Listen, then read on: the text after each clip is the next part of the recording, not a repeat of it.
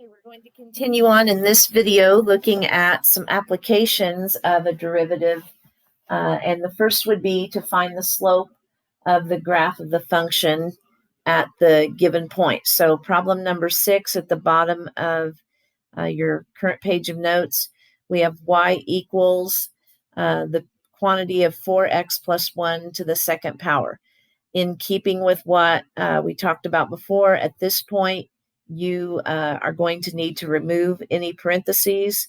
So we'll do a rewrite for y. So y would equal, and we need to multiply out the 4x plus 1 to the second power. So that would be 16x to the second. And then remember that you would get a 4x and another 4x, and so that'll be plus 8x, and then you would get 1 to the second, which would just be a 1. So there is your rewrite. And now to find the slope of the graph, the slope is the derivative of that function. So we'll be doing y prime. All right, so as we do y prime for this problem, we have 16x to the second, so the 2 will multiply by the 16, and then you'll have the x, and the exponent will decrease by 1, so it'll be x to the first. For the 8x, the derivative of the x is just a 1, so 8 times 1, which is just 8. And then the derivative of the 1 is a 0. So we wouldn't need to write that 0. So your slope formula for the parabola 16x squared plus 8x plus 1 is 32x plus 8. And so we are being asked to find the slope at the ordered pair 0, 1. So now you're going to plug in to your slope equation, and it's just got an x value. So your slope would be 32 times 0. So 32 times 0 plus 8. And 32 times 0 is 0, so we'll have m equals 8. And that's all that you were asked to find on this problem, is the slope of the graph of the function. So if you were to graph 16x squared plus 8x plus 1 and look at the ordered pair 0, 1, you would find that a tangent line would be very steep there. It would have a slope of 8. I'm going to have you turn your papers over and move on to the back side of your notes as we look at that. Problem number 7 goes a little bit further and asks you not only to find a slope, but rather to find the equation of the tangent line to the graph of f at the point that's indicated. So we'll have to do a rewrite for f of x because we do have parentheses. So we'll need to multiply those two parentheses together. So x to the third times x would give us x to the fourth. X to the third times 1 would give us positive x to the third. Negative 3x times x would give us negative 3x to the second.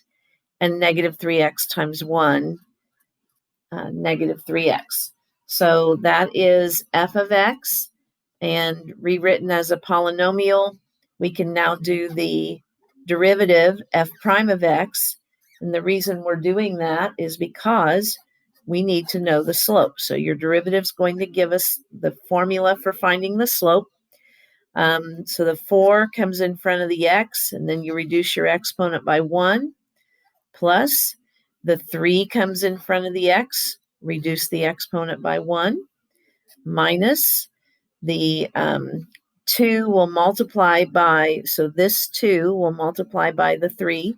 That'll be negative 6x, and then exponent reduces by 1. And finally, you're doing the derivative of an x, and the derivative of an x is a 1. So minus 3 times 1 is just minus 3. So now you have your slope equation, and now we're going to look specifically at what is the slope at the ordered pair 1, negative 4. So what you're really doing is doing f prime of 1. You're finding the slope when the x is a 1. So 4 times 1 to the third, we're going to substitute in that 1 everywhere there's an x. 4 times 1 to the third plus 3 times 1 squared minus 6 times 1 minus 3. And in evaluating that, f prime of 1 is equal to negative 2. So your slope, remember that negative 2 is now your slope at 1, negative 4. Okay, so we now know an ordered pair, we know a slope, and so we can do the equation of the tangent line, which is what we are asked to find. So we're going to give the equation of the tangent line.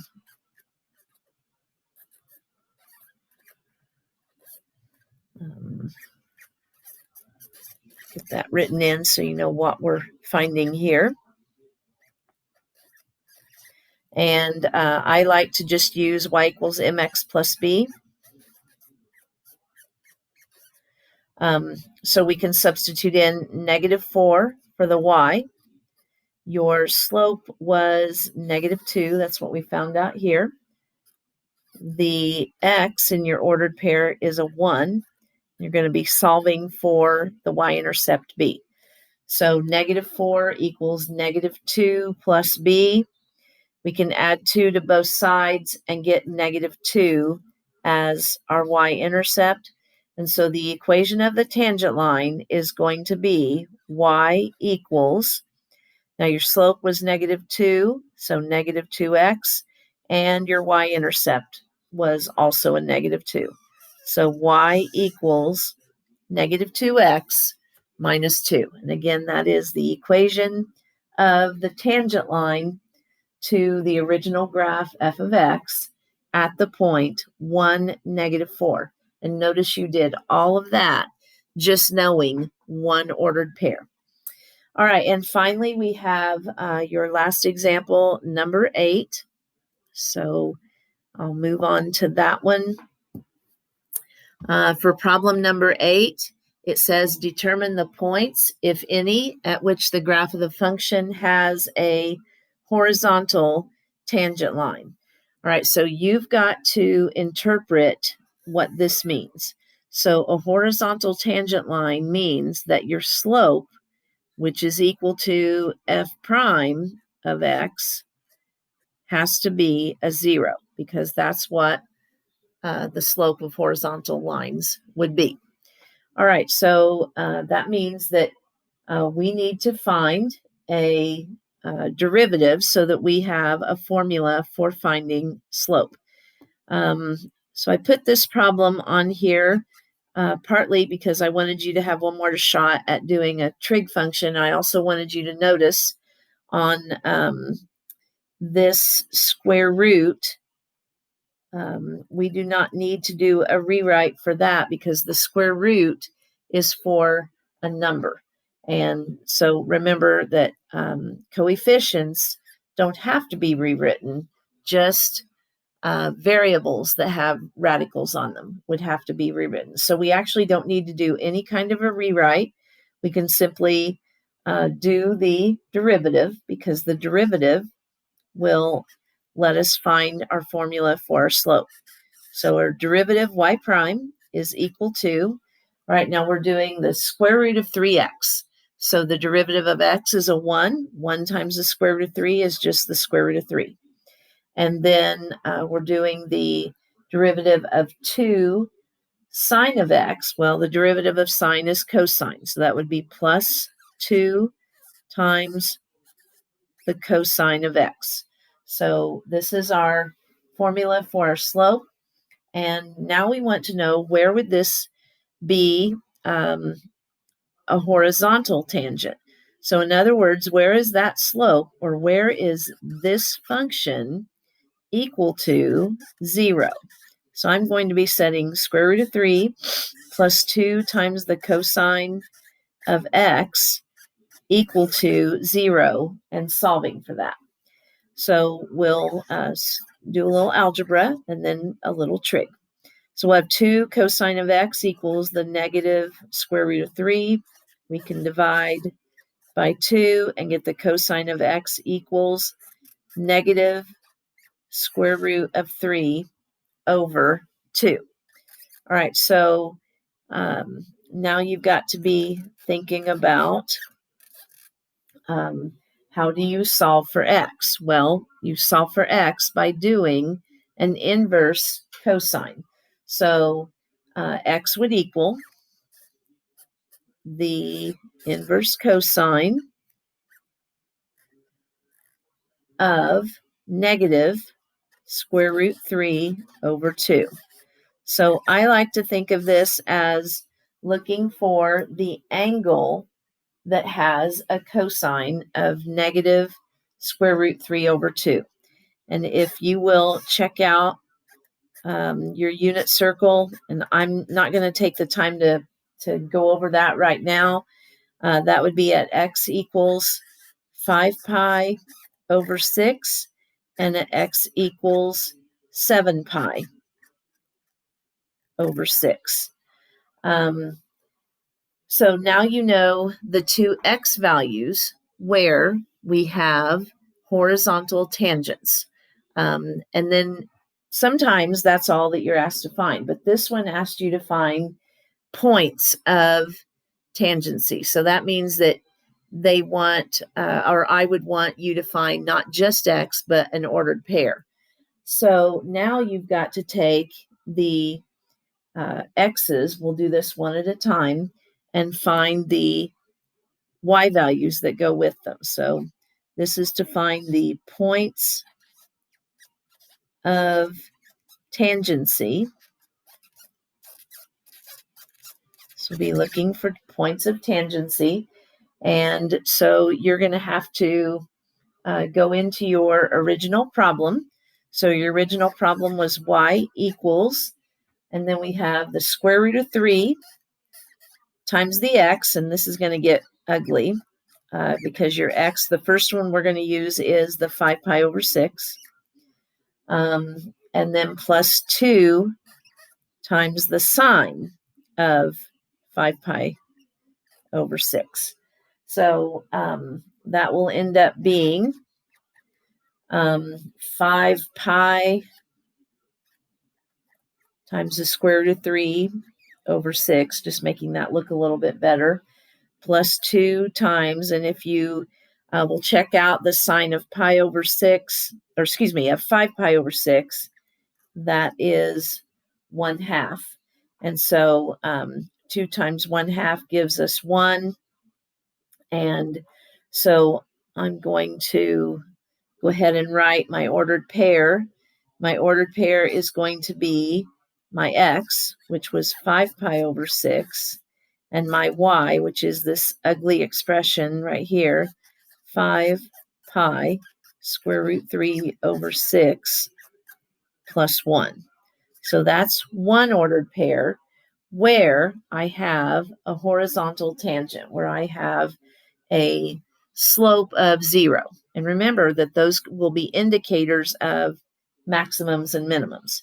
Now, my other point of tangency, so here's my second one, going back to the original problem, the square root of 3 times my x, my second x, now I'm going to use the 7 pi over 6. So square root of 3 times 7 pi over 6 plus 2 times the sine of 7 pi over 6. So just like my other one, I'll clean that up just a little bit. So 7 pi square root 3 over 6 plus 2 times, and then you have the sine of 7 pi over 6. The sine of 7 pi over 6 is negative 1/2. And so again, I'm going to go ahead and write my ordered pair. So my ordered pair x is 7 pi over 6, and my y is this expression that I have above, 7 pi square root 3 over 6 minus 1. So not something that you generally run into, but this does happen, and actually more often than the really nice numbers do you get these that are not really that easy to work with, but probably a little more realistic. So you have found 2 places in this graph where there will be a horizontal tangent. Later on, we'll discover that those are going to lead us to finding maximums and minimums.